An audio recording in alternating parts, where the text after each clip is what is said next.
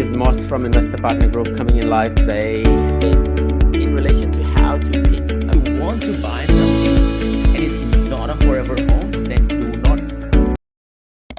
Hello, Facebook family and friends. How are you today? Today, we are going to talk about portfolio comparison. So why has your portfolio not grown like some of your peers or some of your friends? Before we dive into a bit more detail, for those who don't know me, this is Moss from Investor Partner Group. We help create sustainable property portfolios without impacting lifestyles or sacrificing lifestyles. We do that through intense property strategies, our buyer's agency, property development, tax and SMSF advisory, providing end-to-end support to the investors while not only building the wealth for the clients, but also assisting them in reaching their goals quicker, educating them on the journey so that they can choose to do it themselves. Now, more recently, a person came to me and said, hey, my portfolio hasn't grown in a very similar way to my friends or peers. It's a very similar size portfolio. We make similar decisions. Could you please assess and tell me what have I done wrong? So I've come to probably about 6 key pointers that you need to take into consideration to get a better understanding as to why your portfolio is not doing what it's supposed to do, okay? And one of the first reasons is suburb selection. So, of course, suburb selection is the key, and it would take you about 60, 65, even 70% there when it comes to property growth. But it's also the type of the properties. Yeah, you would hear people saying, you know, worst property in the best suburb. You know, I slightly disagree, because the right suburb, the right time, and the right property of the right size, all of that matters when it comes to, you know, buying the property. So what to buy, when to buy, how to buy, where to buy, and why to buy, all of these are relevant questions. And if you don't answer all of them correctly, you can be in a position like, you know, one of my previous clients who ended up buying a property themselves, which was in an amazing suburb, but it was a completely wrong property. And that property saw literally no growth over sort of 3 to 4 years sort of time frame, which was the whole growth cycle. Now, the second most important reason is take actions. Yeah, don't wait for the market to respond.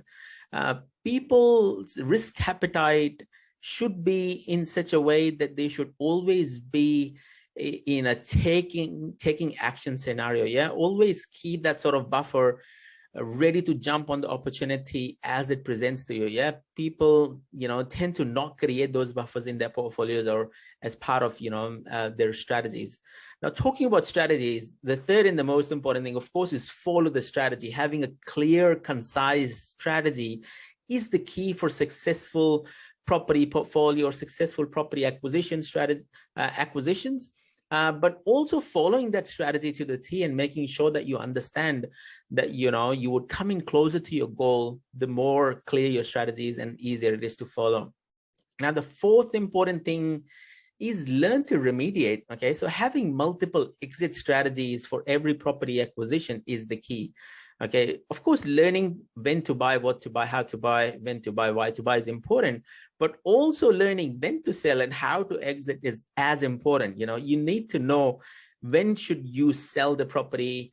You need to know when the property is not performing the way it's supposed to perform. So remediation is quite the key, and majority of the times people tend to forget about some of these things. And the opportunity cost is humongous. It's massive. If you hold the property 2 years, 3 years, 5 years, it becomes a strain to your portfolio. Now, the fifth, a very important comment here is, again, you know, in relation to the portfolio management, is limit your social media absorption. Yes, stay away from this sort of FOMO mentality. If you have a strategy in place, just follow the strategy and keep reviewing it, making sure that you're heading in the right direction. But, you know, limit the absorption. You know, media is here to entertain you, not to educate you. A majority of the people here are here to just entertain, you know, seek reviews, seek likes, you know, seek subscribes. That's what the mentality is. So stay away from that sort of FOMO mentality where people are driving that FOMO into you. And the sixth and the last and the most important thing is learn to appreciate what you have rather than what others have. Yeah, everyone is different, everyone's strategy is different, everyone's lifestyle is different. You never know what people have sacrificed to create a property portfolio. You know, you might not have done that. You know, sometimes what is at the face value versus what's happening in the background is completely different. So appreciating what you have rather than what others have is also one of the key things.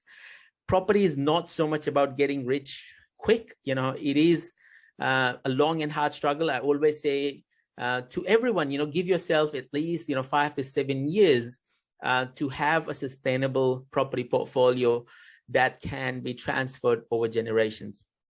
Thank you for listening to me today. If you have any questions, comments, feel free to drop it into the comments below. Thank you for listening to me. Please do join our Facebook group, which is called Property Investment Australia. We do have a like-minded cohort of people who share their stories, who share their success, who share their failures, so that we can each learn from each other's sort of stories. Again, thank you for listening to me. Have a great day. Adios.